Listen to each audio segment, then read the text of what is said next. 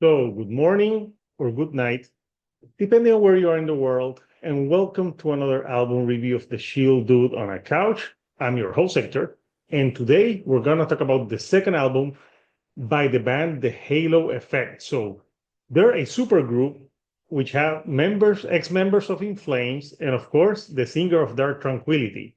And they put out an album like 2 years ago, and it was like an ode to that Gothenburg sound, and it was pretty good. But now they come with their second album, March of the Unheard. And this is the album cover. I like it because it looks like the album cover of their first album. They have those greens, those bluish colors.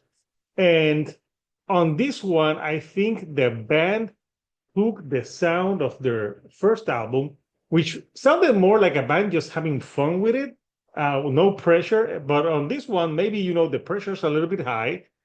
This album is released this Friday, January the 10th, by Nuclear Blast Records. And yeah, if you like Old In Flames and Dark Tranquility, Insomnium, and melodic death metal, this album is for you. And it's coming up, like at the beginning of the year. So great start for melodic death metal at the beginning of the year. So this is an album that has like 12 tracks, and the tracks are almost like 3.5 minutes to 4 minutes long. I think there's a few that are longer, but it's not like a super huge long album. Uh, the sound, they haven't like changed much of the sound from the first record to this, but I think this record sounds a little bit like more thought of, like they put more, like maybe now there's a pressure on them to release better material.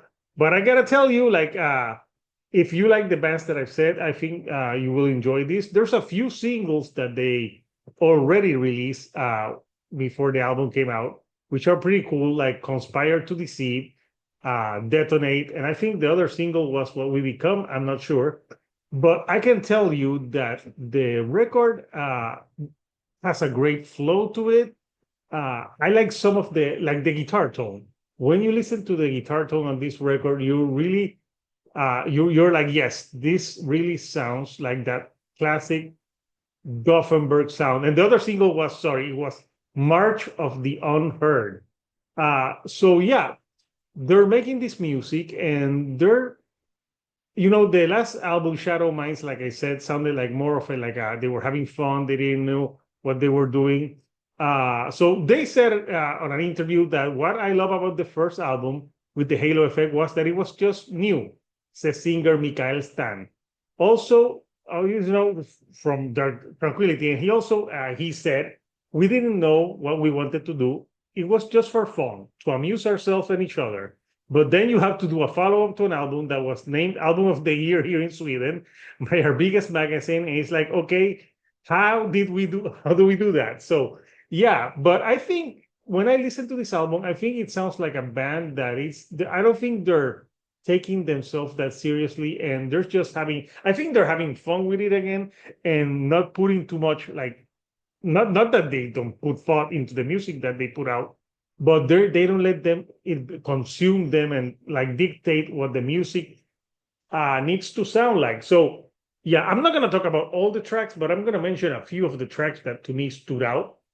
First of all, Conspire to Deceive, which opens the record. I like that beginning. It has that classic, like when you hear like those, like a guitar tone and like a that you're like, yeah, that sounds like that Gothenburg sound.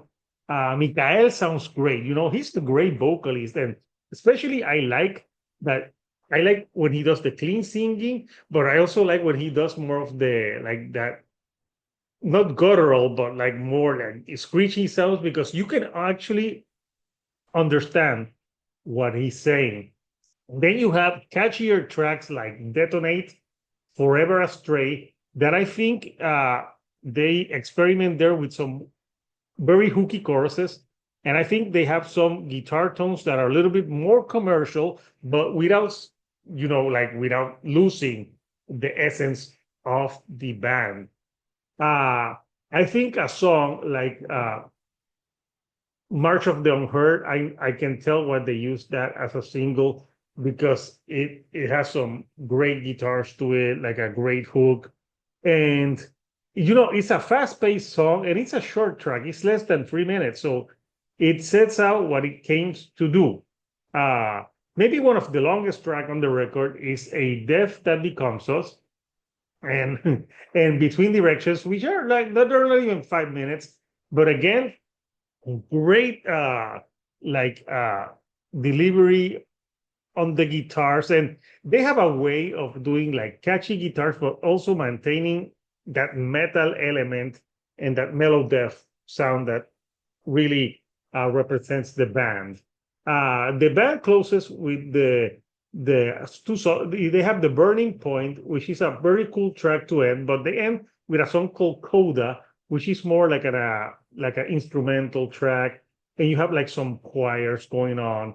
Like another song that has some choirs is The Curse of Silence. You hear like some which I like it because it gives the album a different flair to it. So, what are my nitpicks with this record?